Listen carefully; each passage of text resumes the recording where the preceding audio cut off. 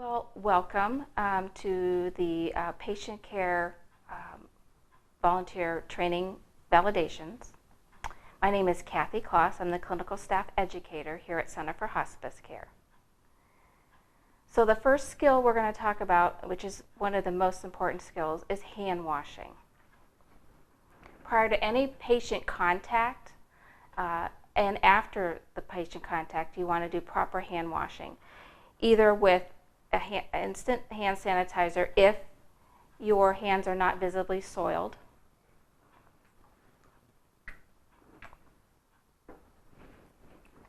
You want to rub it in and rub in between your crevices, if you have any rings, your nails, and especially don't forget your thumbs.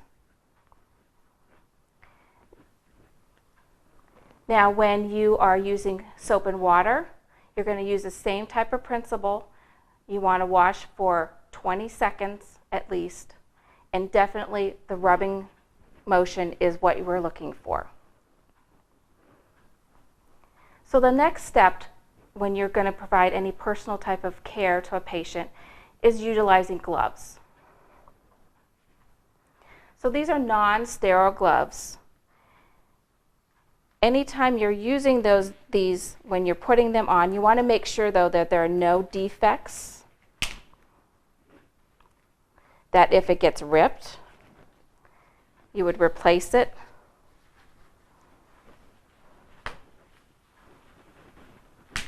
And so once you have these on and you've done the personal care, then when you're going to remove them, there is a proper way to do it.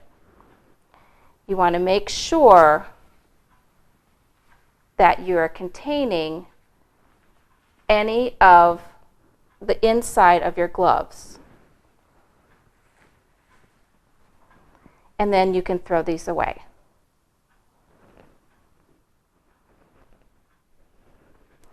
After any removal of your gloves, you definitely want to then, again, do hand washing with either hand sanitizer or soapy water.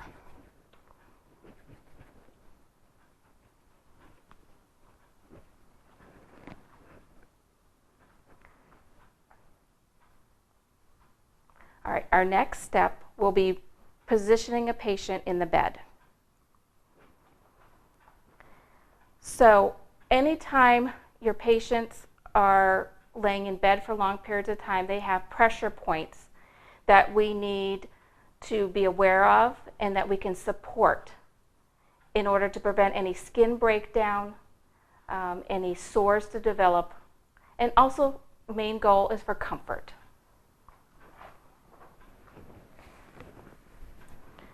Turning and positioning your patient will also help alleviate pain, suffering, any type of discomfort for them, and make them more comfortable.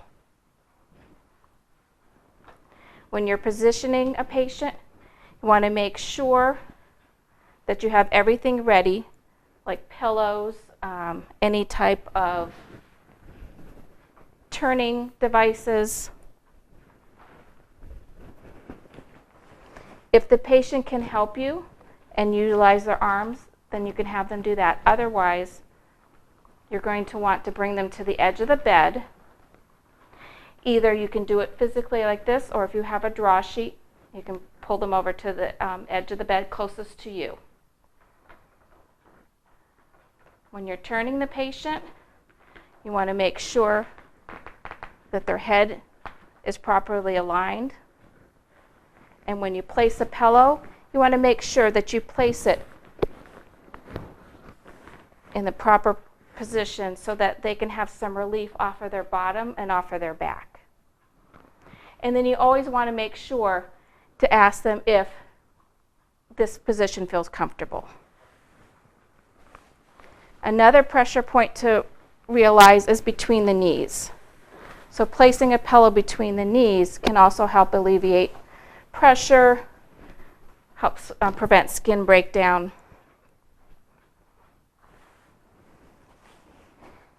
And then with the arms, sometimes you can put their arm up there and that will alleviate some pressure on their shoulder.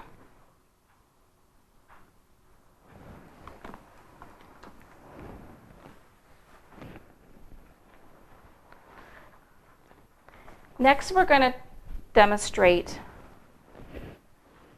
how to put on and remove a brief. Most of our patients at end of life become incontinent. Sometimes they will have catheters, but a lot of times they'll be utilizing briefs that we provide.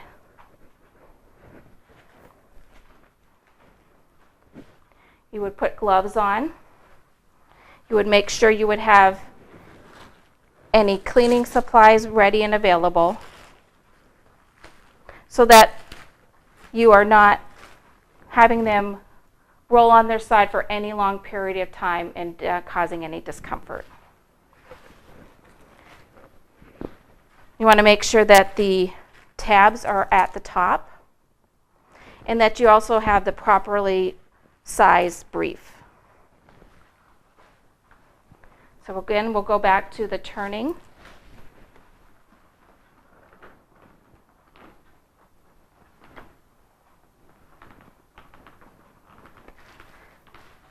One of the main things you want to remember when either putting on and taking off a brief is a lot of it is the tucking. And tucking so that when you turn the patient the other way, they don't have to turn so far, and it alleviates any undue discomfort.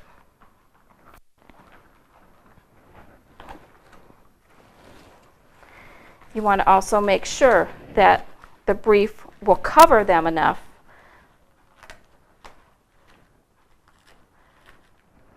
but also you don't want to be too tight so it could cause discomfort.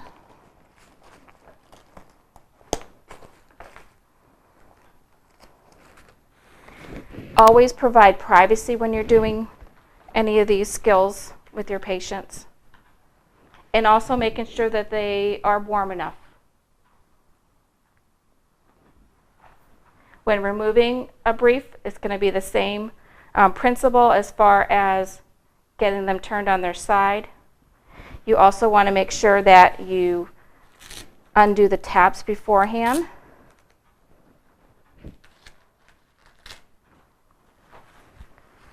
And when pulling down the front part of the brief, you want to make sure you contain and tuck. Same thing on the principle on the other side. If you can tuck in this side of the brief,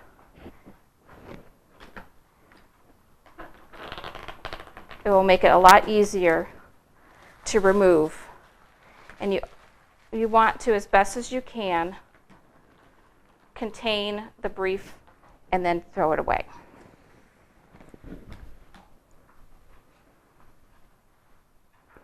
And then always, again, I can't emphasize enough, hand washing and making sure that your patient is comfortable.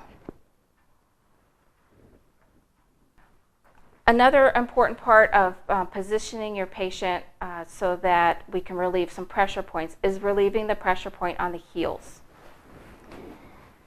If they're able to bend their legs, you would have them bend their knees.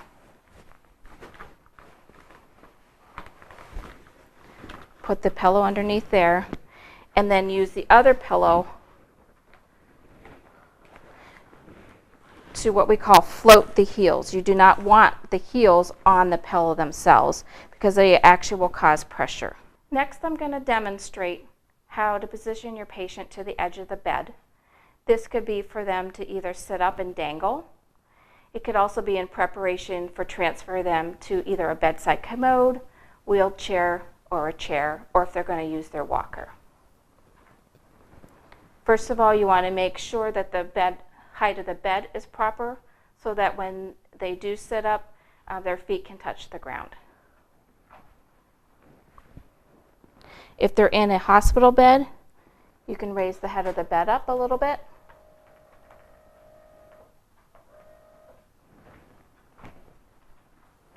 If they're able to bend their knees, you want them to bend their knees.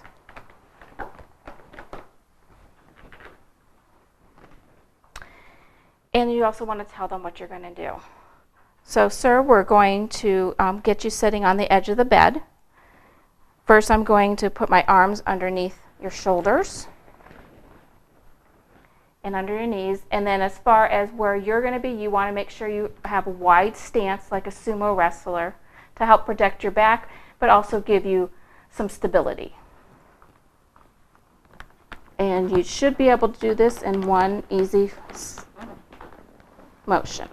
Ask them if they're feeling dizzy, if they feel nauseous or anything like that, because sometimes that change in position can cause some of these symptoms.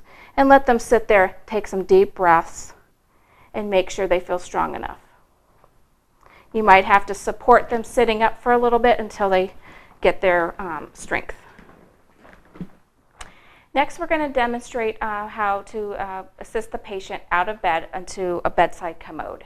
This also procedure can be utilized for if you're getting them up into a regular chair from the bed, if you are getting them up into a wheelchair, or even if you're getting them up using any other type of device. So, first of all, you want to make sure your patient feels well. How are you feeling right now? Are you dizzy at all? Okay. The bedside commode or chair, you want to make sure it's positioned closest to the bed so that you're not having a lot of movement, giving you more opportunity for your patient to fall. Next thing you want to make sure is your positioning before you even get the patient up. So you want to make sure that you have a leg in between their legs. Make sure you have your foot turned and have a good proper position, wide stance. Next thing you're going to do is you're going to have your patient put their arms on your shoulders. And we want to do on a count of 3. So on a count of 3, we're going to stand, we're going to pivot, and I'm going to put you on the bedside commode. 1, 2, 3.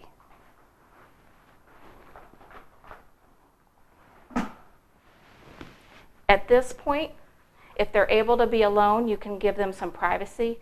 Otherwise, you can turn away, at least be a presence in the room. Next, we're going to demonstrate the use of a gait belt. This is going to be used on your patients that are able to stand and able to walk. So this is just a little more use of for safety and for some more stability. So it's going to go around their waist.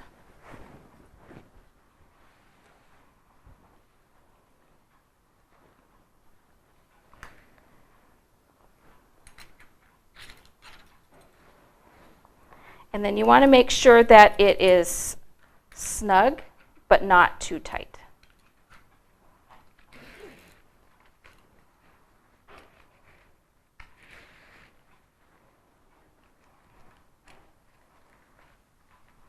And it might take a couple of adjustments to make sure of this.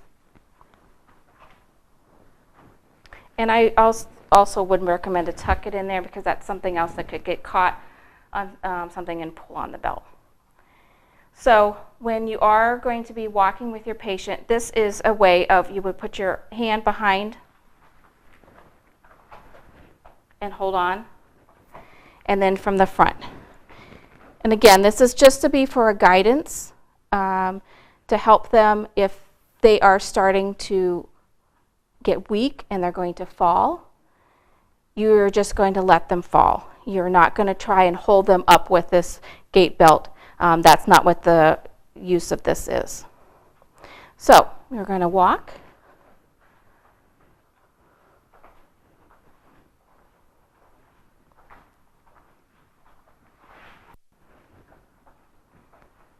And then you want to make sure that you remove the gait belt after they have either are sitting or they're laying down, because this can get very uncomfortable and tight on them. When you have your patient sitting on the edge of the bed and you're going to utilize the gait belt, you're still going to make sure that you have your leg in between their legs, have a wide stance, and give yourself some balance. And you're going to have them again put their arms on your shoulders, and you're going to utilize this gait belt not to pull on them, but just to give them some guidance. So you're also going to use the count of 3. So are you ready? 1, 2, 3.